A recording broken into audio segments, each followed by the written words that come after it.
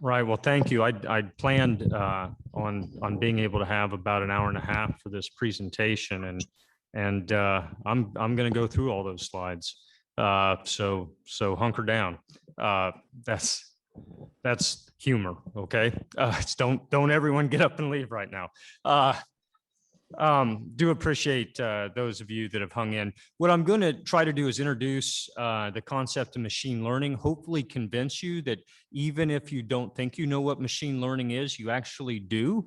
You use it day to day, you use the outcomes of it, and then show you what I think is a relatively practical example of machine learning in the framework of genetic evaluation of beef cattle.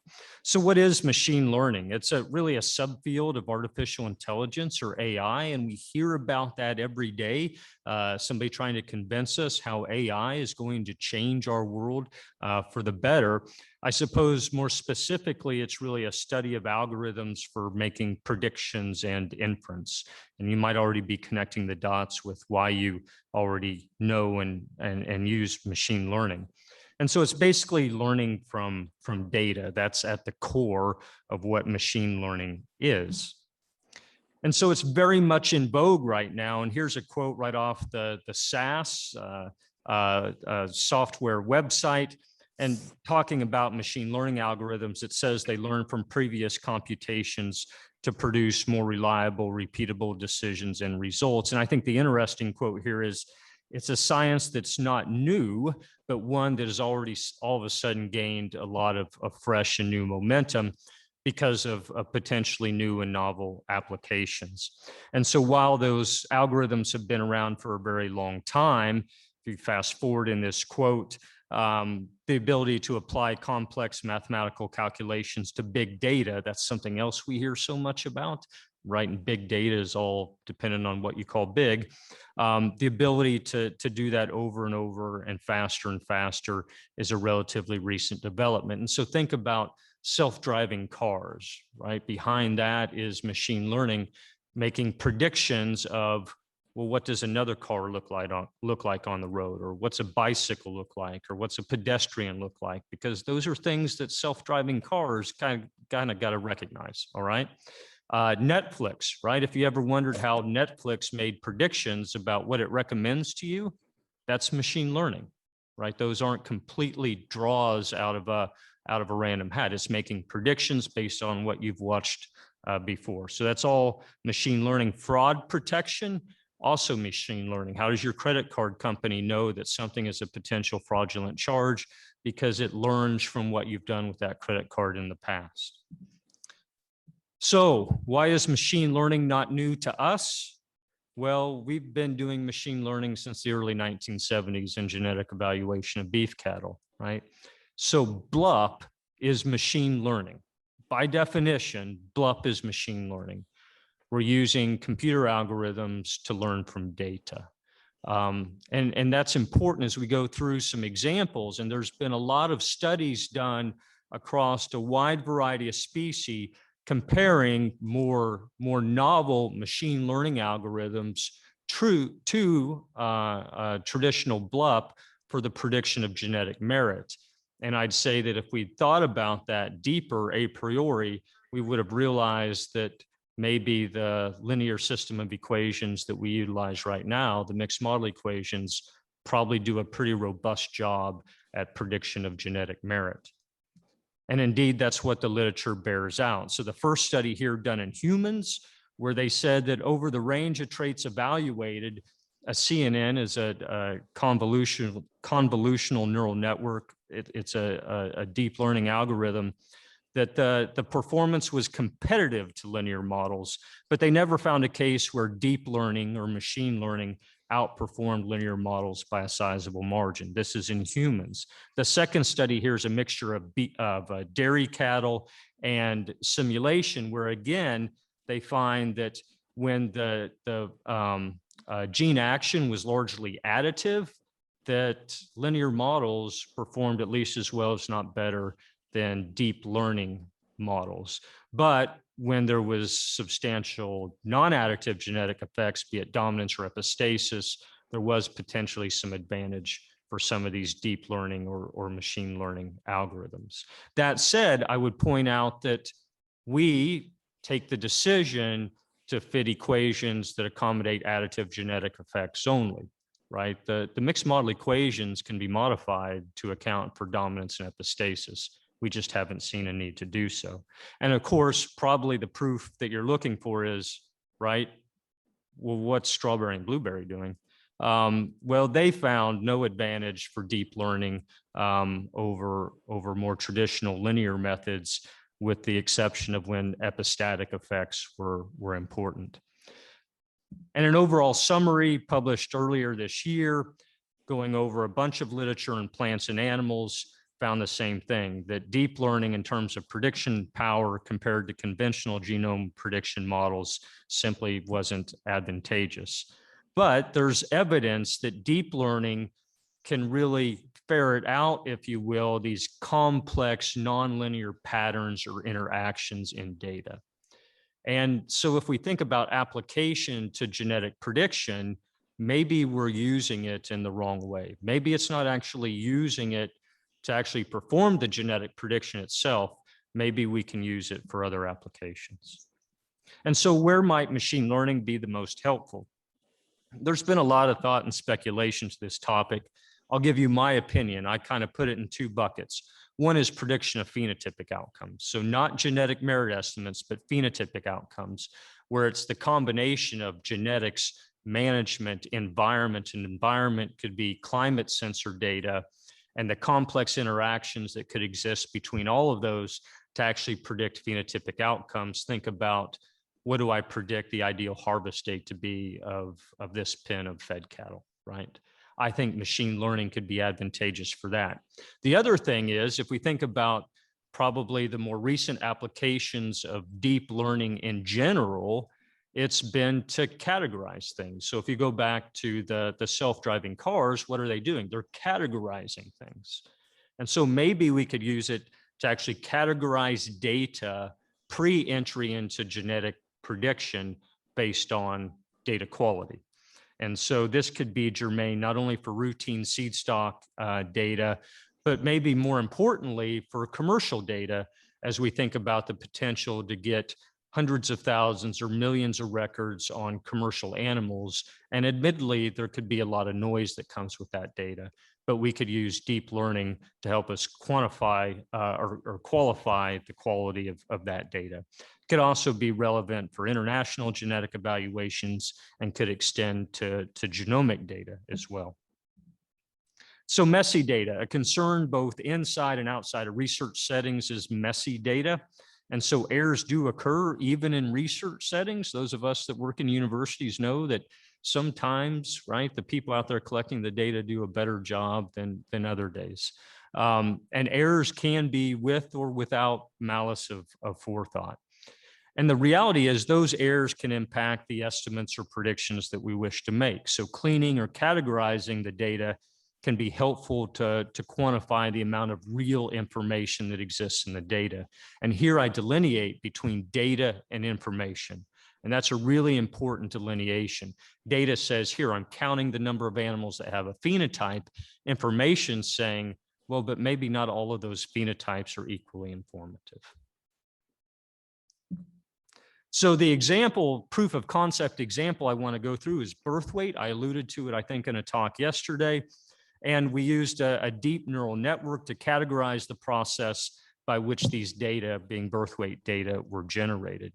And the reality is birth weight data can be collected, I might use collected in a loose sense, in different means. So we wanted to develop a robust algorithm to categorize data that takes into account the way those data might have been generated, because taking that into account can hopefully increase what I'd call true accuracy. And so as an example, one record collected from a digital scale is worth a lot more than one record that was guessed. And I think that sounds intuitive. The question is, how do we categorize them? So I'll just ask you what you think here. I have two contemporary groups. These are birth weight records in those contemporary groups. So which one thinks that contemporary group one looks like this person went out diligently with a digital scale and weighed all their calves, right? What it looks like to me, and actually I think this is truncated maybe a little bit. I think the very last record in this contemporary group was in 85. I threw that in there to show that they actually keyed in something incorrectly, right? They meant for them all to be 75 and missed a keystroke. What about the second contemporary group? How many think that that one looks plausible? Yeah, here's the trick with that one. So throw out the 130 pounder and the 58 pounder and then take another look at it. And if you do that, you'd say, oh, I don't know if there's enough variation there. So right, when it's like contemporary group one, you could simply say, well, we're going to take a look at the raw phenotypic variance and we'll be able to make a decision there. The second group, the raw phenotypic variance may look like what we expect it to be, but the distributional properties of that group violate what we expect them to look like for a trait like birth weight. And so the idea with this is to get away from a rules-based approach saying, we're going to eliminate things that are 5 standard deviations or above or below the mean, and we're going to eliminate things based on raw phenotypic variance. And instead, we're going to look at the distributional properties of the data to try to categorize it as how those data may have been generated. And then basically, as I'm kind of cutting towards the end, be able to fit some kind of heterogeneous residual variance model to be able to appropriately weight those data. The first group, to be honest, doesn't bother me as much. That's somebody just saying, I was told I had to record birth weight, so here you go. The second group makes you wonder what the intent was, because the variance matches what we expect. All right, so this is the paper that publishes that published what I'm going to go through. If you want to look at in more detail, the lead author, former postdoc of mine, Andre, who did really nice work with this. What we did was we simulated data, and I think it's really interesting. Those of us in quantitative genetics, particularly those of us that were trained before you had, sorry, some of you that are younger than I am in the audience, before you had access to hundreds of thousands or millions of genotyped animals, some of us had to simulate our data, okay, because we didn't have that. But simulation can be extremely powerful and actually allows us to build data sets that are very large and robust to train these kinds of deep learning algorithms. And so we did that. We simulated birth weights of animals belonging to contemporary groups, along with systematic effects like age of dam and sex. And we simulated, this is a big number, right? That's 120 million contemporary groups. And we used 20% of those data for testing, the other 80% for training. A few neural networky kind of terms here that may not be evident to everybody. An epoch is the number of times the data were passed through the neural networks, and learning rate is the rate at which older information is replaced with newly acquired information because it's learning. And we replicated this 10 times. The predictions then were made in real Hereford data, of which we had just over 46,000 contemporary groups containing animals with recorded birth weight. And so these are the 12 different data generation types that we simulated, and they can really be lumped into groups that we said were real digital scale, those measured with a hoof tape, those that were dirty, right? So as you see the description here, maybe a lot of 5-pound increments or peaks at 70, 80, 90, right? Which there's information there, but not as much information as if we had 1-pound increments. And then what we called in the paper fabricated, I know that's a very bold thing to say. That says we knew the person's intent. That's not fair, okay? It's just the language we've told breed associations to use is did not follow the distributional properties we expect through biological processes. So if a breed association ever tells you that, you know what they mean, okay? It shows the mean that we assume for those different types. And then what I have here, the CG effect, that's the contemporary group effect. And this is really the direction of the contemporary group effect variance compared to real data types. So the tape was reduced variance, the fabricated was greatly reduced, and then the dirty had about the same variance as what we saw in the real data. So we tested in deep neural networking talk what's called 8 different activation functions and 7 different architectures. So we tested a lot of different parameters here. The architectures just refer to the number of neurons or nodes in each of the 4 hidden layers in this particular deep neural network. And I'll show a graphical representation of that. But based on accuracy and consistency in both the simulation and the prediction to the real data, we chose 1 activation function and 1 architecture, which happened to have, relatively speaking, of the ones we tested, more neurons, led to greater accuracy and consistency. But here's kind of a picture, and Andre did this, which I was really impressed because there's no way I would come up with this graphic. But this shows 4 layers in the deep neural network. And what happens is there's input that goes into it. That input was things like the sex distribution, the age of dam distribution in the contemporary groups, and then counts on a gradient, a really refined gradient of birth weight, so we could get a picture of the distribution of birth weights in a contemporary group, because this is about distributional properties.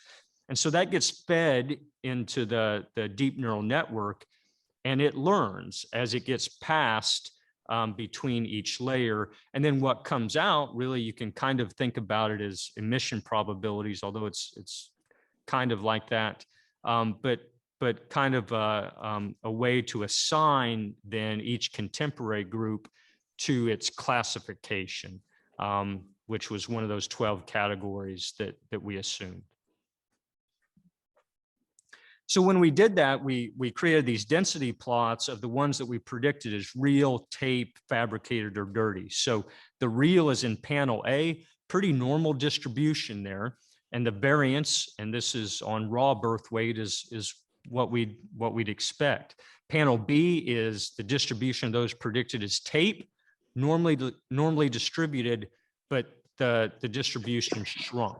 Right, so less variation. And we know that's what hoof tapes do, shrinks variation. C is those predicted as fabricated. You can see it's a truncated distribution, which I think makes sense. And then D is the noisy ones. And you can see the peaks on things like 70, 80, 90, right? So messy data.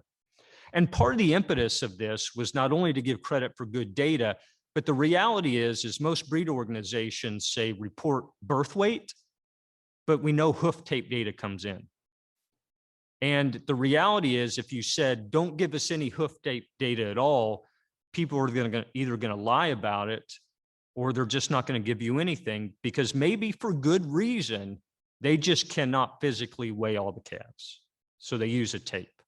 So what we wanted to do is say, well, absent of asking them the question, which did you do, can we come up with a way to categorize the data? So this kind of gives you, and I'll go over this quickly, a sense of the agreement. We did it, as I said, we replicated this 10 times. So for each contemporary group in the Hereford data, we have a prediction. Was it real, tape, fabricated, or dirty? And this gives you a sense here of how consistently we were classifying the different types. And just as a summary, the excellent classification says we called it the same type 9 or more times out of the 10 replicates. So fairly good agreement in terms of the output that we got. So what I really want to skip to is what's the impact on EPD. So what these are Pearson correlations for calving ease direct, that's above the diagonal, and calving ease total maternal below the diagonal EPD, between the case where we had all the records in the evaluation, or we removed the records for birth weight and calving ease for those that were predicted to come from the fabricated groups. And these are relatively high correlations, Pearson correlations of roughly 0.9. So on a population-wide basis, it looks like it doesn't really matter. But I'd point out, as we're talking about heterogeneous variants, it's really isolated breeders or contemporary groups that could be differentially impacted, and perhaps not big impacts on a breed-wide basis. So what's the impact on calving ease EPD by levels of accuracy? On top, I have different levels of BIF accuracy. And then going down on my left-hand side here, how much was the change in terms of calving ease EPD units? And the take home from this is the really low accuracy animals, BIF accuracy of 0.1 or less, right? They don't have a phenotype themselves. They're certainly not apparent. So as we remove fabricated records, they're really only impacted by pedigree. We see the larger impacts to the younger parent animals who are more susceptible to having some of their offspring records removed from the evaluation. And that's where we really saw some shifting. I wanted to point out Madi Sachi's in the room here, call out his name to get him to look up from his phone. But he performed a validation for IGS. We've actually implemented this in the IGS evaluation. And what Madi did was used about 4,600 sires that had real birth weight, and at least 30% of their offspring were predicted in this fabricated class. And those 4,600 sires had at least 10 offspring with an average of 40. And so what these Pearson correlations are between the sire's adjusted birth weight phenotype and the sire's birth weight EPDs when their offspring that were predicted as fabricated were either excluded or included in the genetic evaluation. And so the correct comparison from this table is in the columns. So you've got excluded or included. So if we look across all sires, or we look across sires that had less than 50% of their offspring impacted by this edit, or sires that had greater than 50% of their offspring impacted by this edit, you can see that regardless of that scenario, the true accuracy is actually better. We're doing a better job of prediction by having made this edit. And so that becomes the litmus test, right? Our predictions are actually better by having implemented this.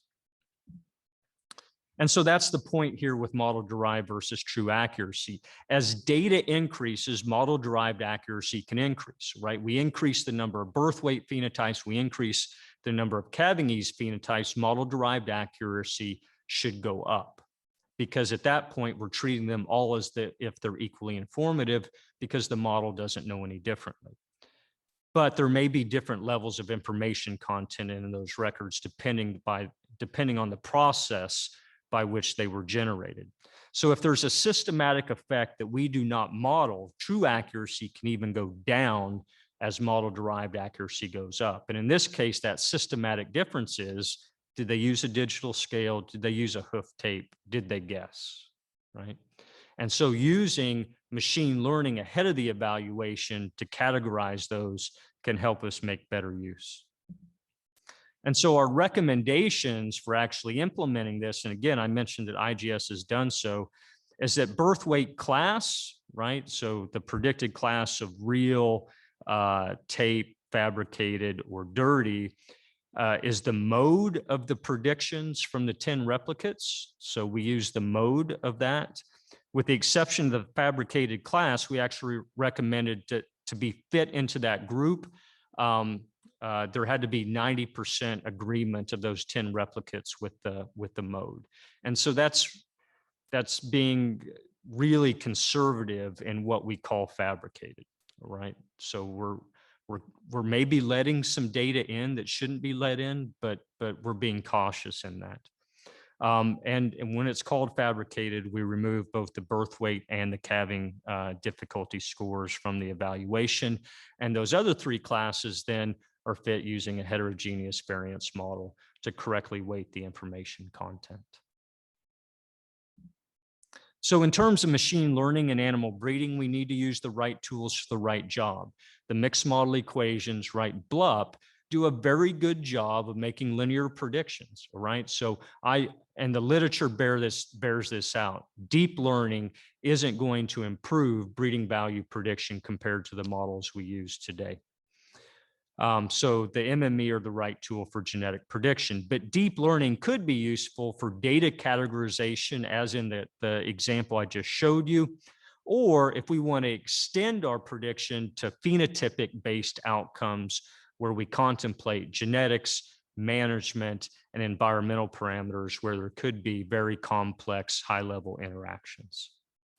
So I'd like to make some acknowledgements. Postdoc that did the heavy lifting on the birth weight paper, Andre Ribeiro, Bruce Golden from, at that time, from Theta Solutions, instrumental in the project as well. And the evaluation we implemented in that paper was using the Bolt software, and then the American Hereford Association and International Genetic Solutions. So with that, I'd be happy to answer any questions that you might have. And thank you for hanging in there. Want to make sure. So to be clear, we're making the prediction not on an individual animal basis. We're making the prediction on a contemporary group, right? So we're not calling an animal as having been measured by a tape. We're saying it looks like this contemporary group was measured with tape. Well, to be clear, the phenotypic variance, right, is dramatically different. Yeah. So, okay. So the question was with respect to IGS, and it was how many data points for training, how often do you have to train, and was there a third part? And how long does it take? So what we did when we trained this is we used a simulation to train, and we changed the parameters of the simulation between Hereford and IGS.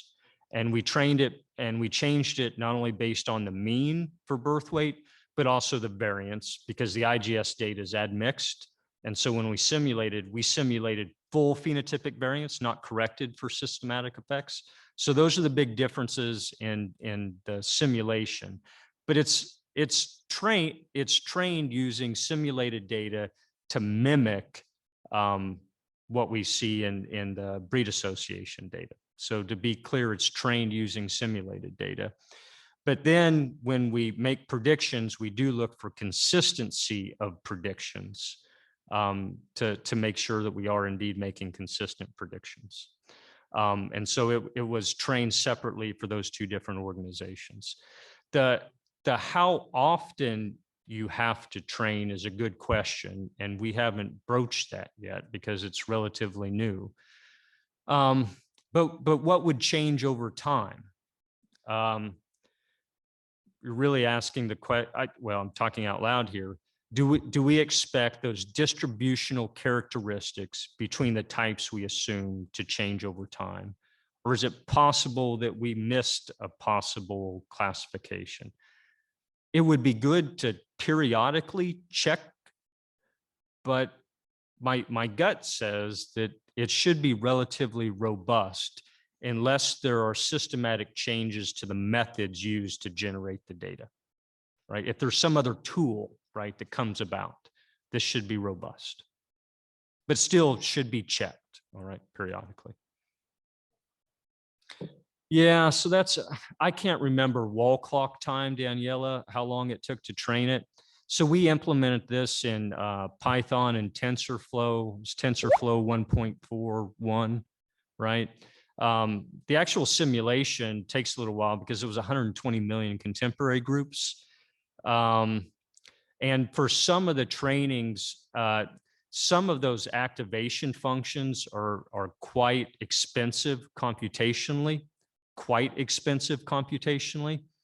But we found out that some of the more expensive ones are actually better, simply because some of the faster ones are faster because they let some nodes or neurons die, and it leads to faster computational time, but the consistency is poor.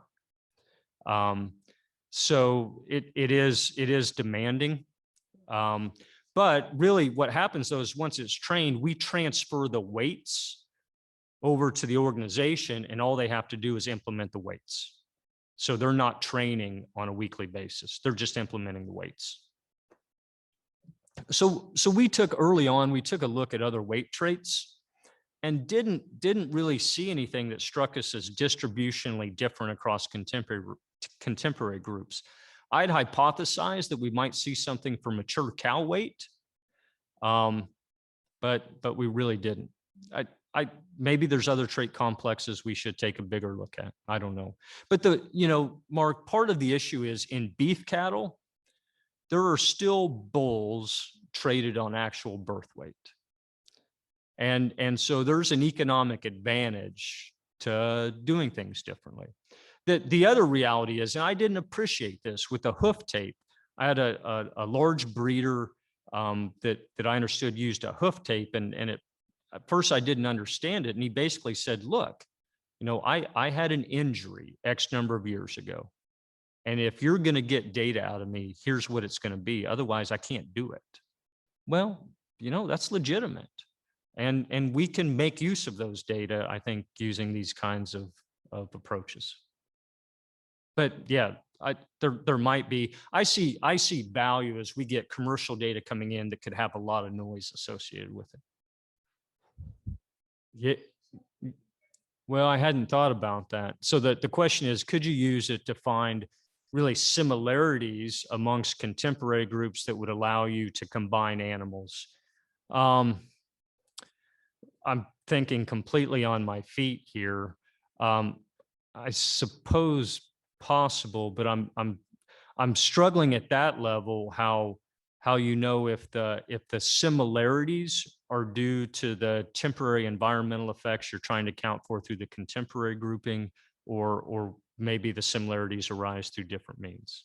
And I'm also uncertain if you do that, what the real advantage is. I mean, the argument is you're making larger contemporary groups and hopefully increasing accuracy.